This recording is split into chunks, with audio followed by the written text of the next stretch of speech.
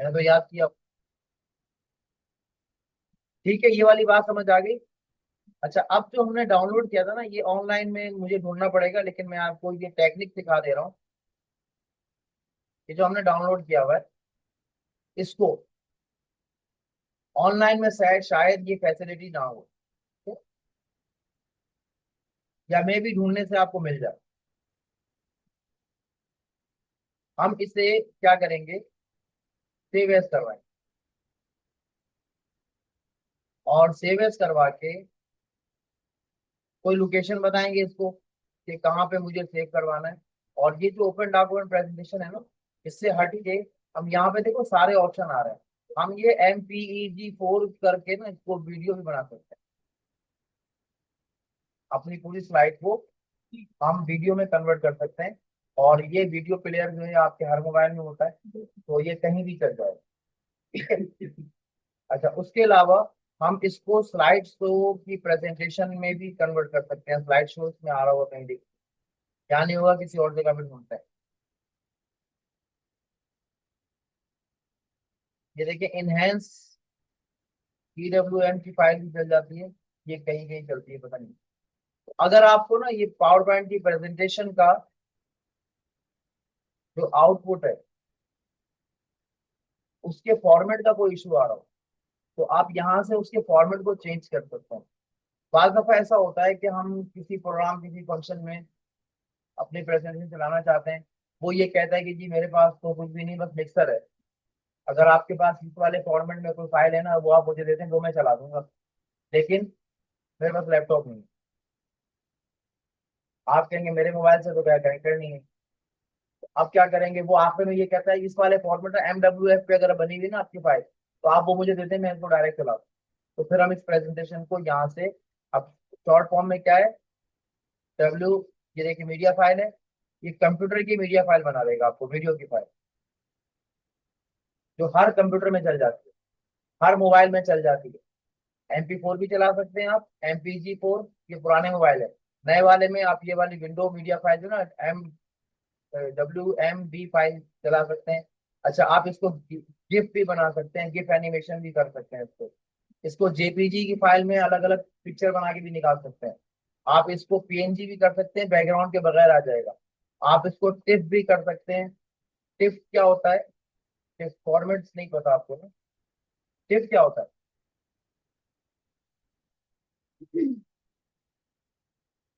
अब मैं ये तो चलो समझा देता हूँ। टिफ,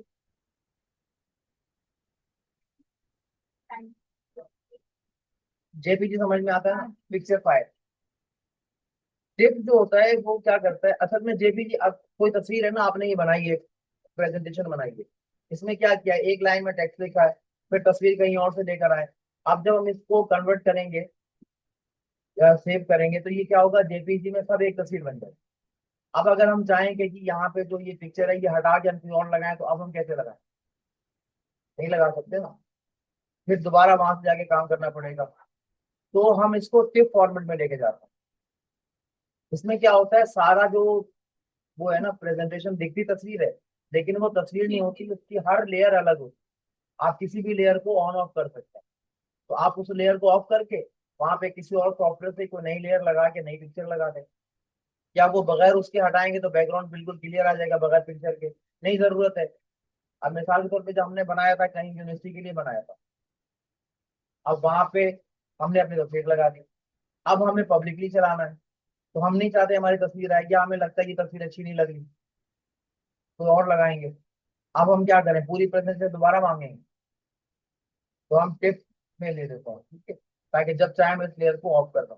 अच्छा, इससे फायदा ये होता है टिप से, कि एक तो लेयर अपनी जगह मेंटेन रहती है, दूसरा फायदा ये होता है कि जो उसकी वो है ना, रेजोल्यूशन भी मेंटेन है।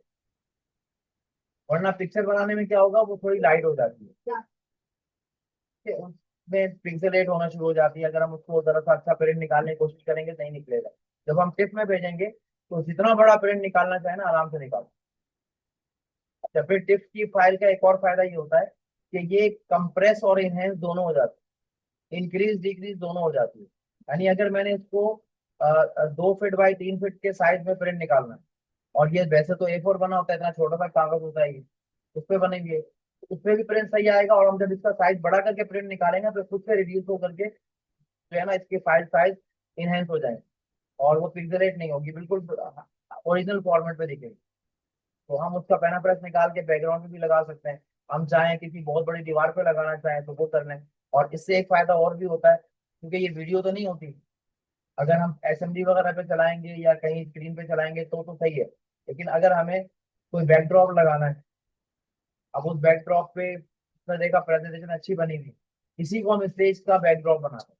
बैकड्रॉप किसे कहते हैं? स्टेज के जो पीछे लगता है। अब उसने सोचा जहां पे तस्वीर आ रही नहीं, जगह खाली है, बाकी साइड में पूरा नाम वाम सब लिखा हुआ है, बस इसी का प्रिंट निकालते हैं, ये बैकड्रॉप कर देते हैं, इस तरह से स्टेज कर देंगे, जो भी खड़ा होगा इस प्रेजेंटेशन पे आ रहा होगा, तो आराम से आपके फॉर्मेट से छोटे भेज दें, तो आपकी प्रिंट आउट खराब नहीं होंगे। कि उसके अलावा ये डिवाइस इंडिपेंडेंस, ये डिवाइस इंडिपेंडेंट बिट मैप है। अगर आप इस पे भेजेंगे तो ये छोटी सी स्क्रीन होगी ना उस पर भी सेट हो जाएगा, और बड़ी वाली स्क्रीन होगी उसको भी सेट हो जाएगा, यानी जिस डिवाइस पे चलेगी ना उसके हिसाब से खुद एडजस्ट हो जाएगा, ऑटो एडजस्ट हो जाएगा। इसको डिवाइस इंडिपेंडेंट फॉर्मेट क्या है, बिट मैप कहते हैं। उसके अलावा इसमें इनहेंस वीडियो मेटा फाइल है। ये मेटा फाइल का आपको नहीं समझ आएगा, कोडिंग के अंदर इसको ना यूज करते हैं। अच्छा, आउटलाइन वगैरह आरटीए बहुत है, बस आपको कोई फॉर्मेट चाहिए हो आप यहाँ से देख लें फिलहाल। इसके अलावा हम इसी को, ये सेव एज था ना, अब हम यहाँ से इसको शेयर करते हैं। अब देखिए शेयर में ये अलग अलग चीजें आ रही, प्रेजेंट ऑनलाइन। अब ये ऑनलाइन प्रेजेंट भी हो जाएगा यहाँ से, यानी आपके सिस्टम से है लेकिन प्रेजेंटेशन ऑनलाइन जाएगी, और ये पब्लिश स्लाइड भी हो जाएंगी।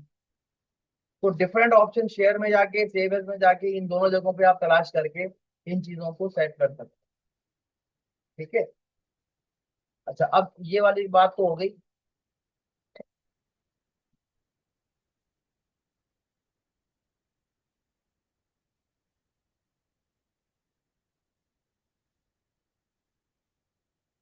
अगर आप इसको सेव एज स्लाइड शो करवा के जाएं तो, या स्लाइड शो भी नहीं करें तो आप इसको क्या ना, कन्वर्टेड ले लें इसका PPT, power point two PDF converter भी आ रहा है, ये तो इसमें बिल्टन है। हमें क्या चाहिए? PPT to AVI. एवीआई क्या होता है? ऐसी वीडियो जो मोबाइल पे कंप्यूटर पे चल जाए। ठीक है, और ये क्या है, हमारे पास प्रेजेंटेशन है, तो हमें जो चीज चाहिए होगी ना हम इसको पीपीटी टू एवीआई करते हैं। अगर हमें चाहिए MP4 तो हम यहाँ पे MP4 लिख देंगे। ठीक है, इसका कन्वर्टर आ जाएगा, पीपीटी टू MP4 कन्वर्टर। आपको किसी भी टाइप का कोई काम करना है, अगर आपका डॉक्यूमेंट है, अच्छा ये पीपीटी मैंने लिखा है, अभी जो नए वर्जन आ रहे हैं उसका नंबर है, तो उसका फॉर्मेट है PPT-X। पीपीटी तो थी, एक्स से एक्सटेंडेड। अब जो नए, अब क्या हो गया तुम्हारे तुम यहाँ पे, ठीक है, तो अभी जो पहले डॉक्यूमेंट से DOC था, वर्ड की फाइलें DOC पे आती थी, वो अब DOC-X हो गई हैं, तो आप वर्ड की फाइल से भी MP4 बना सकते हैं। आप एक्सेल से जो है ना, एक्सेल की फाइल का फॉर्मेट क्या होता है? XLX, XLSX, 4 है, XL।